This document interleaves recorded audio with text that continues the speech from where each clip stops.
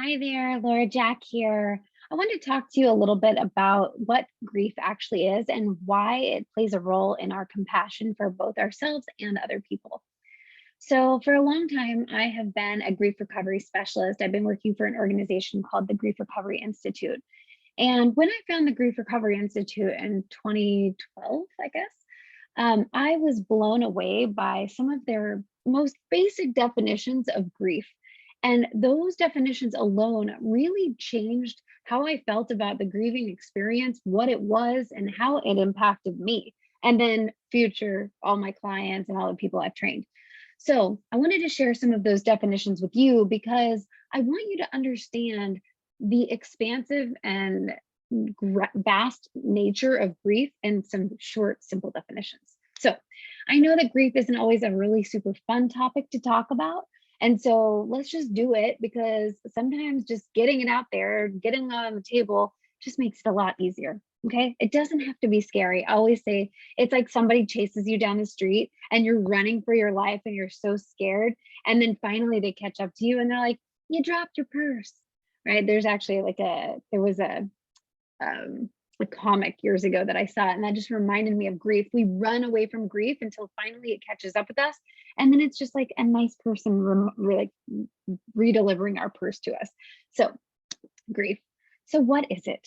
So, I'd like to show you some definitions of grief that I learned from the Grief Recovery Institute and that have been cornerstones to my understanding of my own experience around loss and how I've supported so many of my clients over the years, and then how that then plays a role in our compassion for both ourselves and others.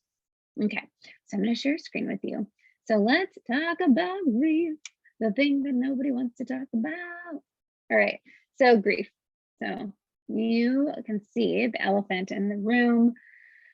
Understanding grief. So these are my favorite definitions of grief, and I'm just going to pull up this slide for you so you can see it. Okay, understanding grief. Number one, the first definition, my favorite definition, it just changed my whole life when it came to understanding grief. The conflicting feelings that come at the end of or change in a familiar pattern of behavior. Pause. Let's think about that. It's not the bad, sad, terrible feelings that come when someone dies.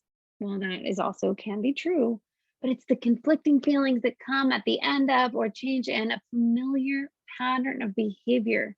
The conflicting feelings we have when things change, which just helps us understand so much more about why the last few years, why when we go through major changes like a new job, moving, the loss of a relationship, why it can feel so earth-shattering, so devastating, so challenging. My favorite type of grief that is so misunderstood is actually what I call milestone grief. And milestone grief is like all the major times that people congratulate you in life, like getting married, having a baby, graduating from any schooling of any kind, moving out on your own, just you name retirement, you name it, empty nesting, anything that somebody would throw a party for you to congratulate you. I call it milestone grief because it's the conflicting feelings that come when things change, right? The conflicting feelings that come when things change. So when we get married, we're saying goodbye to an old way of being, right? When we have a baby, it's so exciting. It's so wonderful. Oh, it's the greatest gift of your life. Yes. And everything changes. Your priorities change, your capacity changes, your energy changes. And you may regain some of those things and it'll be completely different because now you have someone else in the mix that you're going to be thinking about, right? Graduation, right? We graduate, we're so excited. And we're also like, and now what? What's next? Some people have an idea about what's next, and that's great. It doesn't mean that we're not grieving, saying goodbye to those years of education, whether it's in high school or undergrad or graduate school or your PhD program or whatever. Those things come to an end, which means I'm not going to see those people that I used to see every day on a regular basis. I'm going to be now I have to figure out what I'm going to do next. I maybe have to get a job, or I don't get to be under this umbrella of learning or studying, right? So retirement's another one that's huge because it's like I'm at the peak of my career and I've been working towards this my whole life, And now I feel really confused because I don't know my identity. I actually created a program called Surviving to Thriving, which is basically answering the question, who am I now after this major change in my life? And so just know that you're not alone. A lot of people define, like, talk about depression and all that kind of stuff, and those things can be very real. And sometimes you're just grieving. And when I say just, I don't mean that grief is like a just anything, but I just mean sometimes you're not depressed. Sometimes you are experiencing grief, and sadness and devastation and heartbreak can all be part of that. And feeling scatterbrained, feeling fog, feeling like not motivated, that can be part of the grieving experience too. Another definition from the Grief Recovery Institute is what we wish were different, better, and more. So that is a definition of what's called unresolved grief, when we feel like something could have been different, better, and more. And I don't know about you, but I feel like that's a whole heck of a lot of things in life. I wish I would have said this. I wish I would have done this better. I wish I would have told them I loved them one more time, right? Um, I wish I had been a better mom. I wish I had been better. I wish they had been better. I wish they would have told me before they fired me. Different, better, and more. Okay. And the third definition, another one of my favorites, is a loss of hopes, dreams, and expectations. Hopes, dreams, and expectations. I thought it was going to turn out a certain way, and it didn't. And now I'm disappointed. I am grieving what I wished it had been. So when somebody gets divorced, for example, I say, for example, they decided to instigate the divorce. Okay, party one. And then other people are like, but you chose this. Why are you so sad? Well, because of a loss of hopes, dreams, and expectations. That's it. It's so plain and simple. The reason why we grieve things that we want, changing jobs, is because it's not how we thought it was going to turn out. So we grieve what could have been, a loss of hopes, dreams, and expectations. Okay. So how this plays a role in grief. There's a tool that I call grief colored glasses. Okay, that's one of my favorite tools. I'm going to stop sharing screen. Grief colored glasses is something that I teach about in the Compassion Code, my book.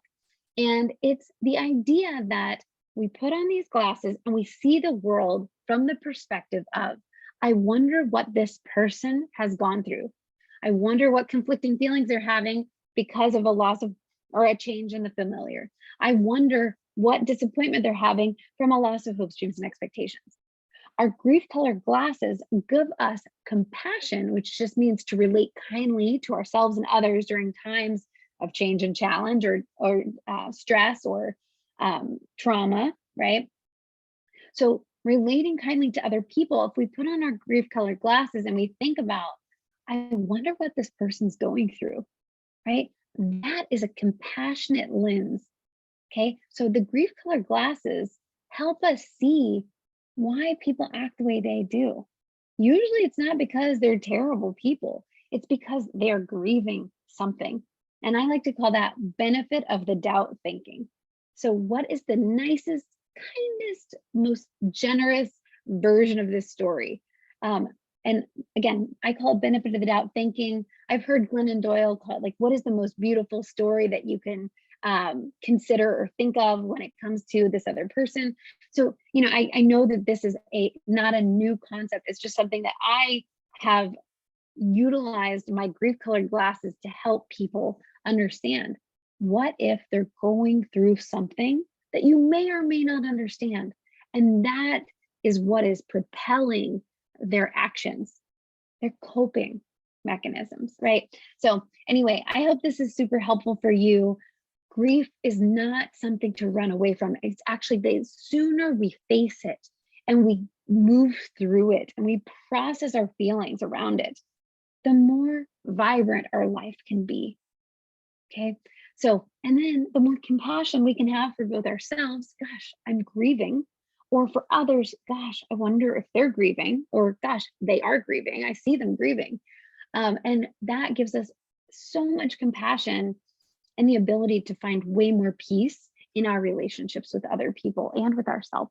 So, anyway, I hope this is helpful, and I look forward to sharing more little nuggets of wisdom from my journey over the years. You can find me at thecompassioncodeacademy.com if you want to learn more or connect more. And I just wish you so much kindness and love, both for yourself and then for others throughout the day and in the days ahead.